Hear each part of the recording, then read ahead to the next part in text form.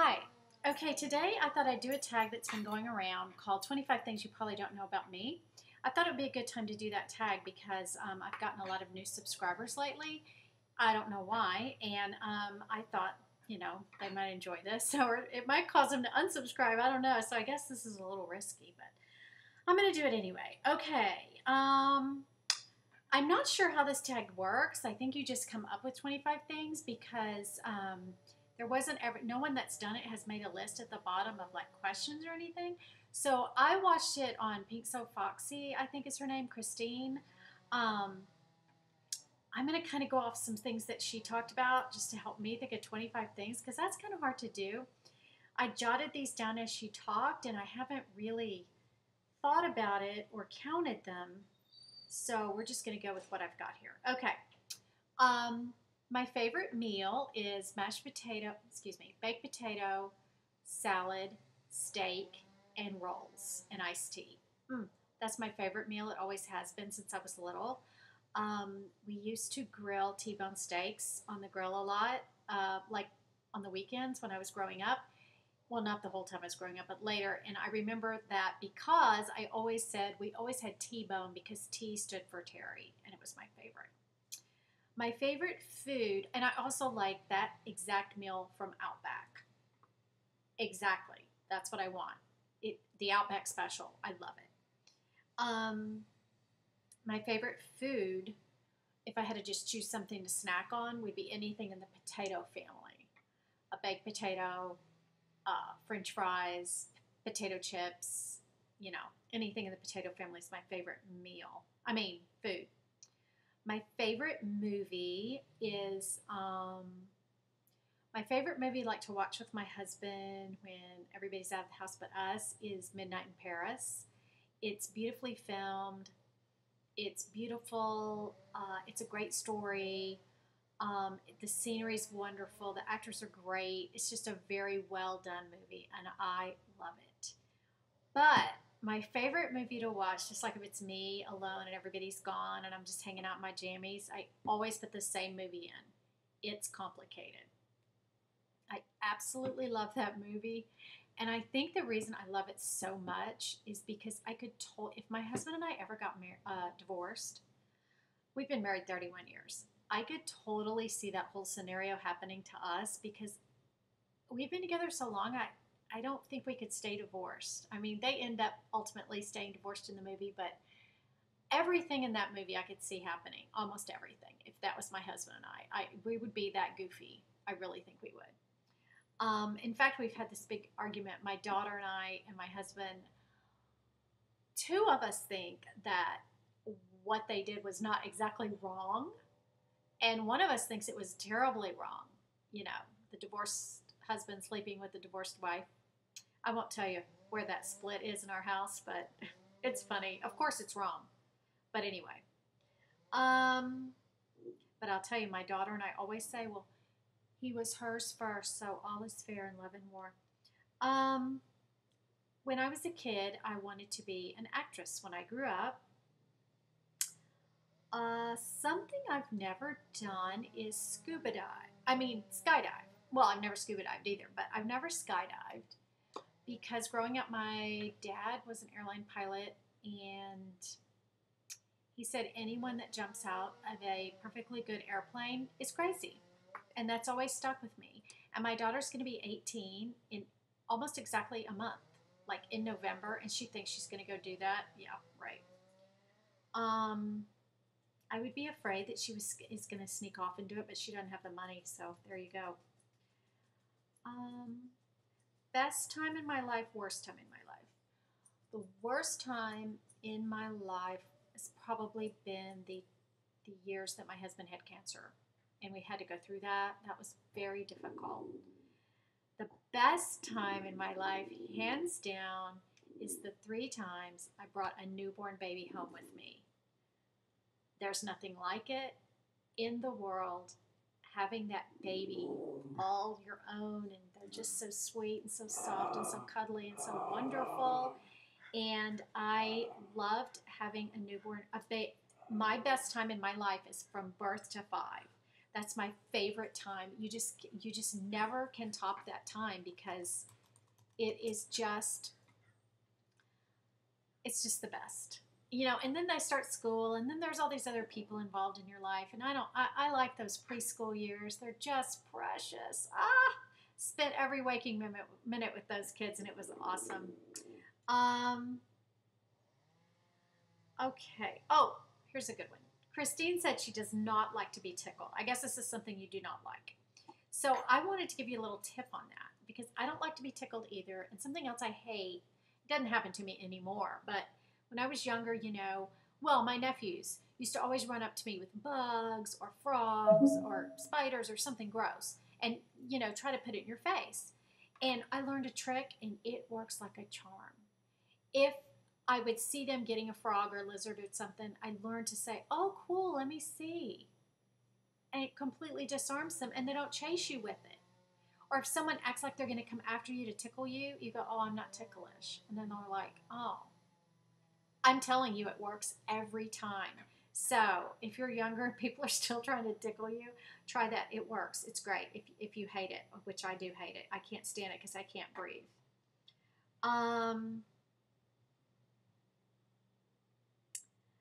Worst thing I ever did as a kid. Okay. It's probably with my best friend Deanne, who lived next door to me. Her mom worked. And so one day while her mom was at work, we took a cigarette out of the ashtray that was like half smoked and we snuck it. Well, we didn't even have to sneak. Nobody was home. We went across the street behind the other houses into the woods and we got in the big tree. Deanne, if you're watching this, you know what I'm talking about. And we smoked it in the big tree.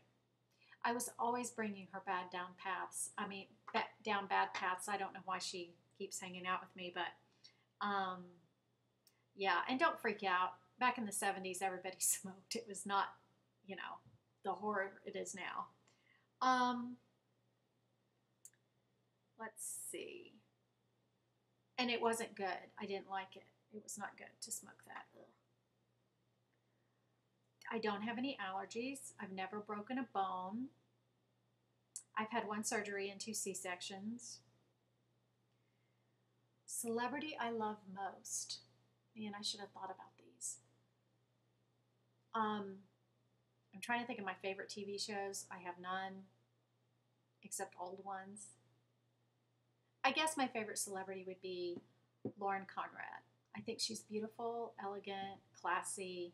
I love her. She's beautiful. And she has a really good website.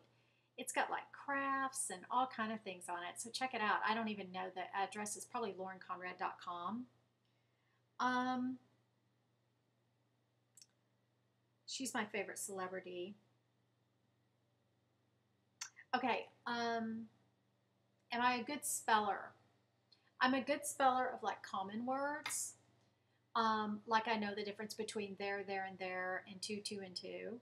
So if you're on Facebook, you need to learn the difference between those because it's really embarrassing because no one does it right, and I don't understand what's happening with people. I don't know how to spell hard words, but I either look them up or I change the word. I cannot stand to misspell stuff, and I know I do, but I try not to. It's just, I can't stand it. What can't you say no to at the store? Like to buy? There's nothing. I'm trying to think. There's nothing that I can't say no to because I'm really, really frugal. So that one's easy for me. And that's hard when you're a YouTuber because you do a lot of hauls, or people do a lot of hauls, and I love to watch hauls, but I don't do many hauls because I'm not a hauler.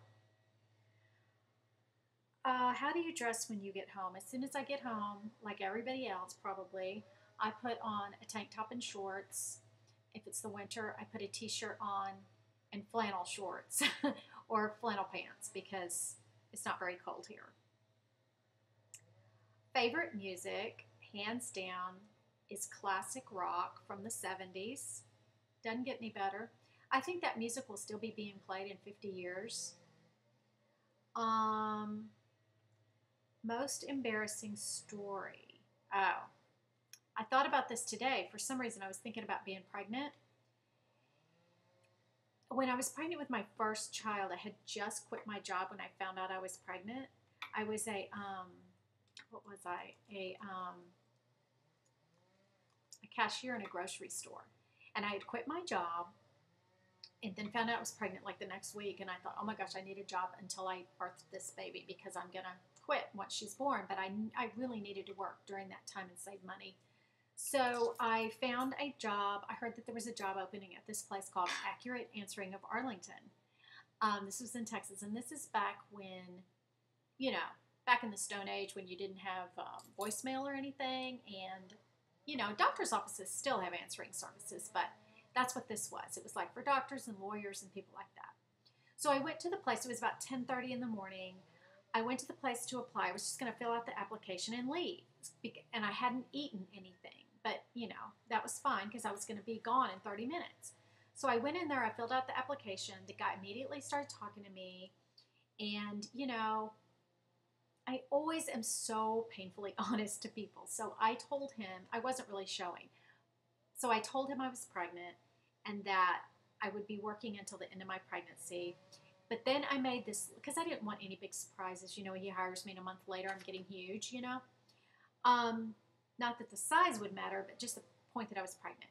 So I made this long speech to him that in no way would my pregnancy affect my ability to do this job. I mean, how hard was it? I was sitting in a chair and answering the phone, right?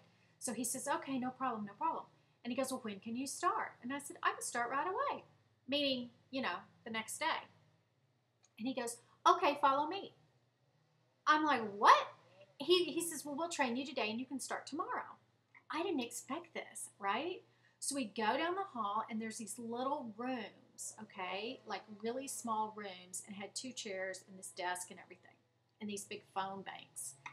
And we went in this little room and it was really hot and stuffy and the air wasn't moving and I was hungry and I didn't feel too good. Well, he starts training me and the other girl's sitting there. Normally it was just the 2 girls in there. Well, he's sitting over here because he's teaching me how to do it, right? About 30 minutes in, he looks at me and he goes, you don't look so good. And I said, yeah, I know. I don't feel too good. And he said, well, I'll go get you something to drink. So he runs out. He comes back with a can of Coke. I take one big swig of that Coke and I get sick in the trash can next to me. I don't even know how long I got sick. I was just sick. And I'm thinking to myself as I'm throwing up, oh my gosh, this guy's going to fire me before I even start. He's going to think I'm crazy. And when I got through throwing up, he looks at me and he goes, honey, why don't you just go home? You can come back tomorrow. I mean, he still wanted to hire me, which is a crack up. But it was so humiliating and embarrassing after the speech I gave. So I went home and went back the next day. Okay, so I end up working there the whole pregnancy.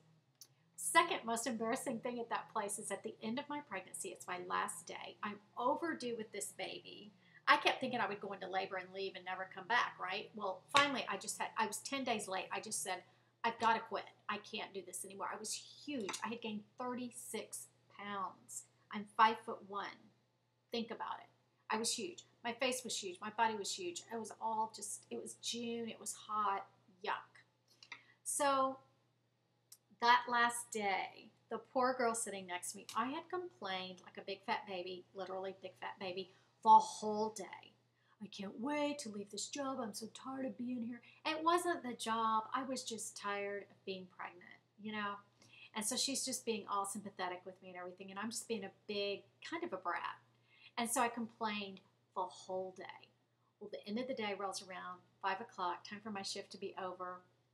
And I said bye to her, you know, and I'm just so glad I'm going to be out of there. I opened the door into the main area, and there's all these people throwing me a surprise baby shower after I had been complaining all day. It was so embarrassing. But really, only she knew what a brat I was being. No one else knew, so it was kind of funny. But yeah, it was embarrassing all the same. So I lost my questions. I think I'm out of questions now, or ideas.